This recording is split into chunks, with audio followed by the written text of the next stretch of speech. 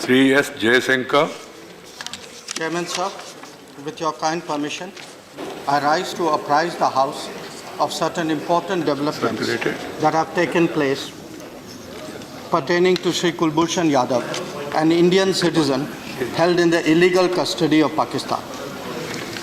The House will recall Please, Gambhir Sri Mamla. Jadhav was awarded a death sentence by a Pakistani military court on fabricated charges. This was done without providing Indian representatives consular access to him as envisaged by international law and diplomatic practice. We made it clear even at that time that India would view very seriously the possibility that an innocent Indian citizen could face death sentence in Pakistan without due process and in violation of basic norms of law and justice. To ensure Sri Jadhav's well-being and safety and to secure his release, the House is aware that we approached the International Court of Justice to seek appropriate relief. That body stayed the execution of the death sentence as a provisional measure. The matter was thereafter taken up in the ICJ for more permanent relief. Sir, the International Court of Justice delivered its judgment on the Jadhav case yesterday, 17 July 2019. Significantly, the court unanimously found that it had jurisdiction on the matter and by a vote of 15-1 pronounced on other key aspects of the case. The sole dissenting judge was from Pakistan. The court pronounced that Pakistan had breached relevant obligations under the Vienna Convention on Consular Relations. It did so by not notifying India without delay of the detention of Sri Jadhav, thereby depriving us of the right to render consular assistance. Pakistan was also found to have deprived India of the right to communicate with Sri Jadhav, have access to him, visit him in detention, and arrange his legal representation.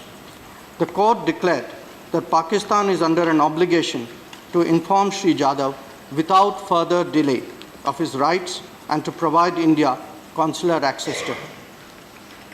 It stated that the appropriate reparation in this case was for Pakistan to provide, by means of its own choosing, review and reconsideration of the conviction and sentence of Sri Jadhav.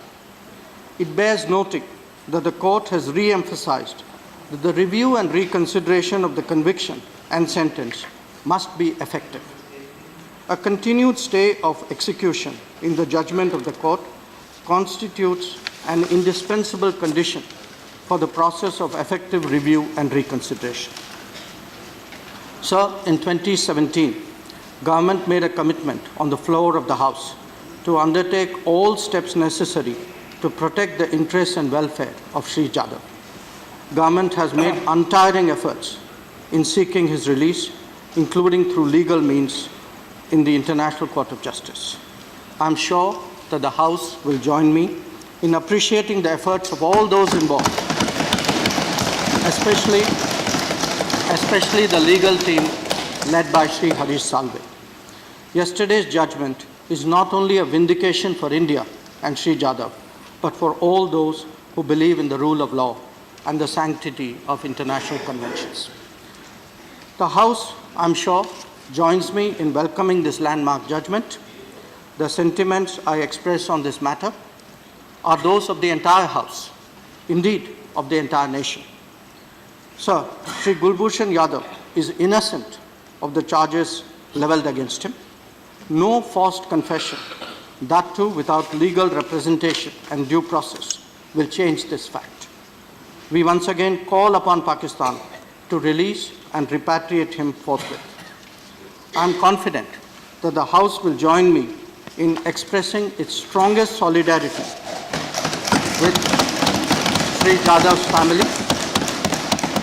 They have shown exemplary courage in difficult circumstances.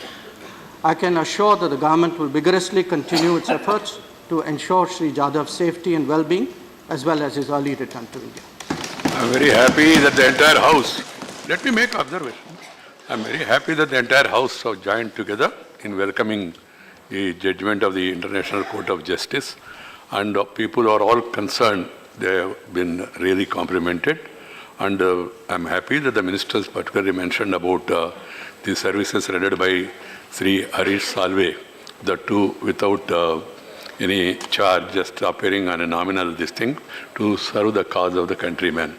We are all very happy about it, and I hope we will pursue till Sri Kulbhushan is totally discharged and released. Okay.